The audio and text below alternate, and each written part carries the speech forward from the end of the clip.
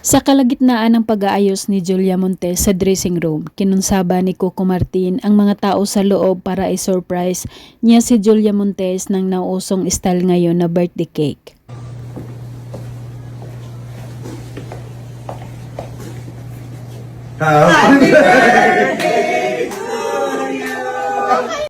Napatayo bigla at lumayo ng bahagya ang aktres dahil sa gulat at di niya akalain na si Coco Martin pa ang mag-surprise sa kanya. Panay na lang tawa ni Coco Martin sa naging reaksyon ni Julia. Happy birthday to you! Happy birthday! Happy birthday! Sa sobrang galak na paluha si Julia Montes dahil napaka-espesyal na tao sa kanyang buhay ang may bitbit ng kanyang cake para sa kanyang kaarawan na si Coco Martin. Happy birthday to you!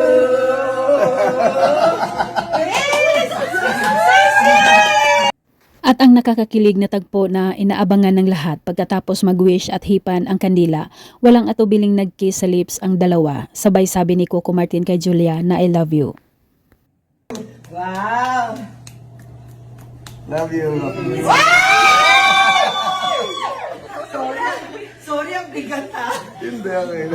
Super kinilig ang mga nakapanood sa kanila sa tagpong iyon. Kitang-kita ang pagmamahal ni Julia kay Coco dahil niyakap niya ito sa likod ng mahigpit habang binababa ni Coco ang cake.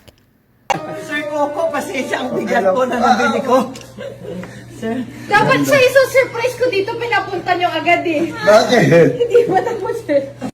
Samantala, sa ibang ganap naman ng dalawa sa kanilang Storycon para sa kanilang bagong teleserye na pagbibidahan ni na Julia at Coco Martin, ang Sigabo, kapalit sa Batang Quiapo. The prime actress ng pagbabalik, Miss Julia Montes, Sabay na umakyat ang dalawa sa stage para magpaabot ng kanilang pasasalamat sa lahat ng mga dumalo para sa kanilang story conference ng naturang teleserye na mapapanood soon. Ito lang na ako magpaakyat sa akin sa stage. Una-una po, maraming salamat. Good morning everybody.